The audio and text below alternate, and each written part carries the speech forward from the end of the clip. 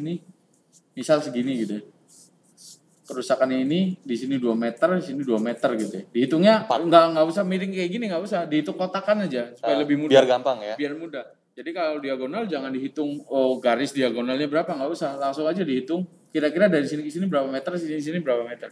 Nah, sini 2 meter berarti 4. Berarti 4 per 24 yang rusak. Oke. Tinggal nanti klasifikasinya. Dia masuk rusak sangat ringan, rusak ringan atau rusak berat. Kalau dia rusak berat nanti tinggal dikali 0,8. Gitulah kurang lebih gambarannya. Jadi luas penopangnya itu nanti dibagi untuk bisa menghitung persentasenya.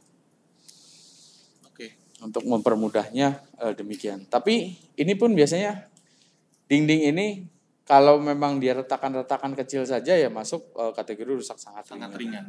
Berarti cuma finishingnya doang ya? Biasanya finishing gitu ya, cuma retak rambut yang gitu-gitu itu sebetulnya nggak sampai ke dindingnya, tapi kita masukkan ke dalam kategori rusak sangat ringan.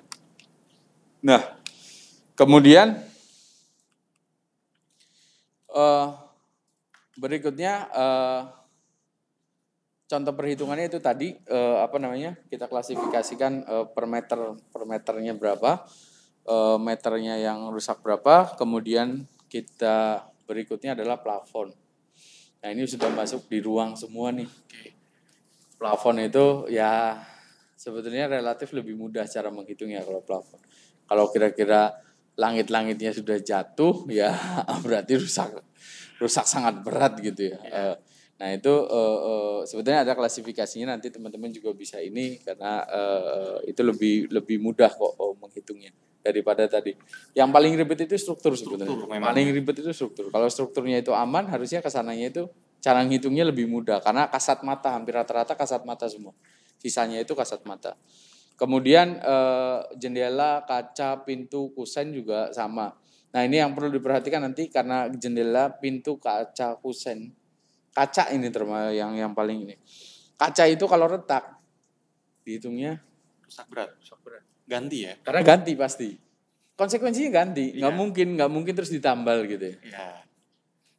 Apakah masih bisa fungsionalitasnya itu bisa jalan? Bisa. Biasanya mau ditambal pun sebetulnya bisa. Cuma dari segi estetika itu nggak bagus lah, nggak enak dipandang gitu ya. Dari segi estetika ini nggak enak dipandang. Ini perlu teman-teman juga Sobat Data tahu semua ya. Artinya kaca yang itu yang perlu tadi, kemudian kusen pintu. Ini macam-macam nih.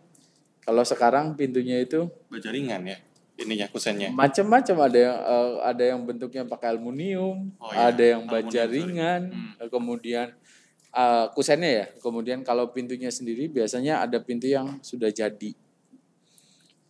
Kalau kayu, kalau keropos ya keroposnya sedikit itu bisa masuk kategori rusak ringan ya. Karena biasanya treatmentnya pun cuma dicoak terus nanti ditambal lagi gitu ya, masih bisa ditambal. Didempul gitu ya? Ya didempul model gitulah kurang lebih. Tapi kalau modelnya yang pintu cetakan ini beda lagi. Beli baru. Biasanya seperti itu.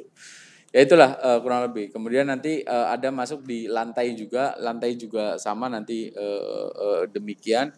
Cuma memang untuk lantai ini perhitungannya kalau dia cuma gores-gores saja masuk kategori rusak sangat ringan.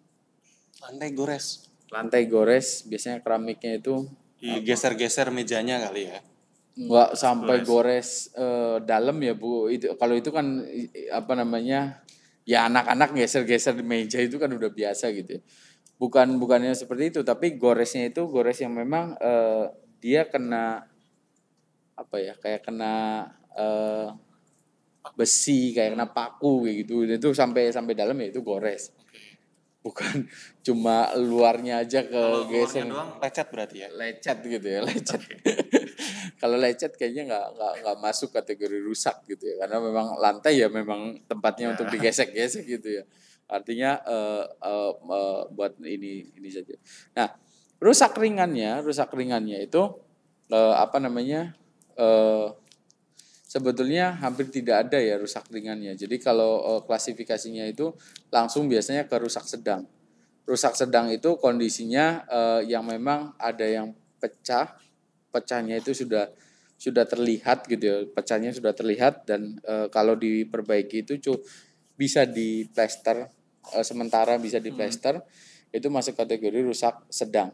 Jadi nggak ada ringannya langsung ke sedang. Rusak beratnya pecah. Oke. Atau lantai ini biasanya kalau kita buru-buru atau tukangnya itu buru-buru dan tidak padat biasanya. Kopong gitu ya. Kalau diketuk bisa Iya, tuk, gitu ya. ketuk kopong atau terlalu padat. Justru kalau terlalu padat, si lantai itu bisa naik. Oke. Nggak ada rongga atau rongganya itu nggak bagus lah. Di lantai itu bisa naik. Nah biasanya pecah tuh kalau udah kayak gitu. Kalau udah naik kayak gitu pecah.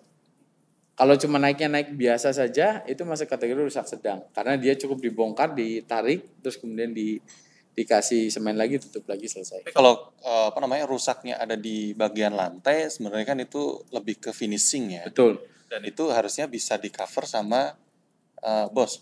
Harusnya seperti itu. Oke, jadi nggak perlu nunggu DAK ya. Betul. Karena itu ringan sebetulnya, Ringan, bukan rusak-rusak yang berat gitu ya.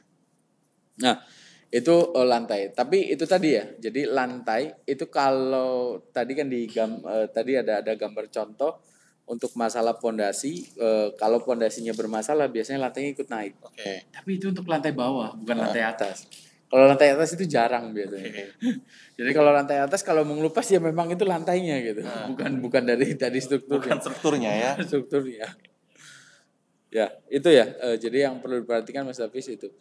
Kemudian ada lagi utilitas instalasi listrik. Ini relatif Rusak ringan lah ya kalau sebenarnya rusak ringan semua. Kalau kita bisa masukkan di maintenance sendiri sebenarnya ya. Iya, kita masukkan full 100% pun rusak semua dalam satu bangunan itu ya tetap masuk kategori rusak ringan. Oke. Dan presentasinya kecil biasanya.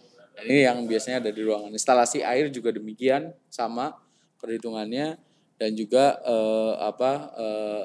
utilitas untuk drainase atau limbah juga sama sebetulnya.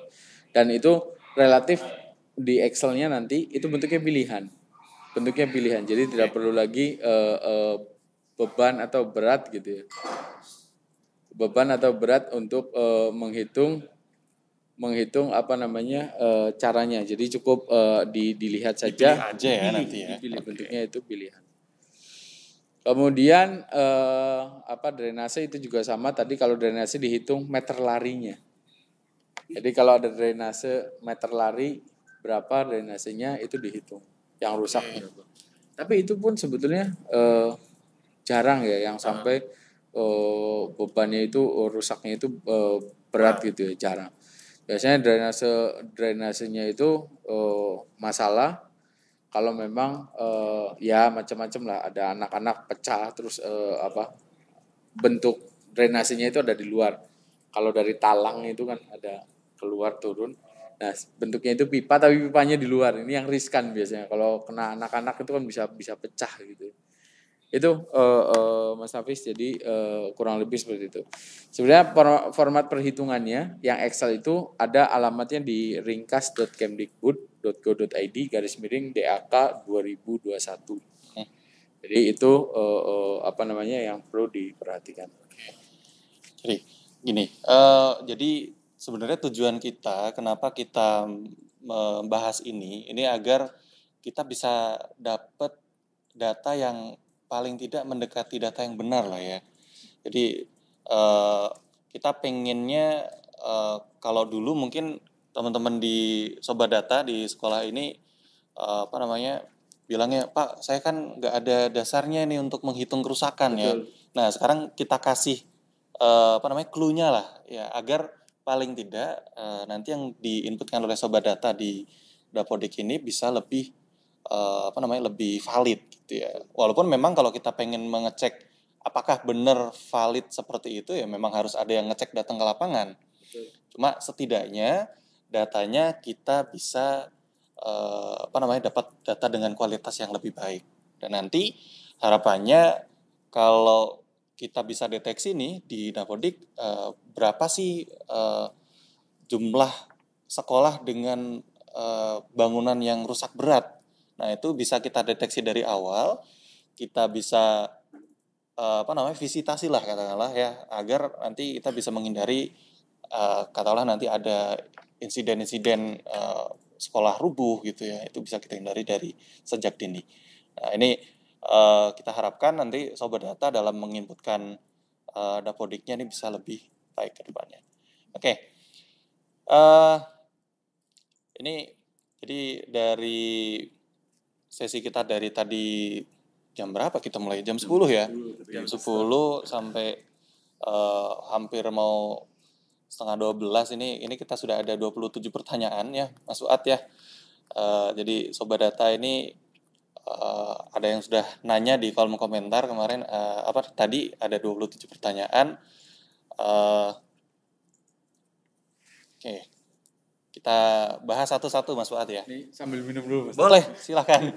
Saya juga haus nih Mas sebenarnya Mas. Nah, ini karena channel YouTube kita ini belum ada sponsornya ya. Jadi mereknya kita copot dulu. Jadi kalau teman-teman ada yang mau iklan boleh nggak sih? Nggak boleh ya? Oke. Oke. Mas Fuad sambil minum ya.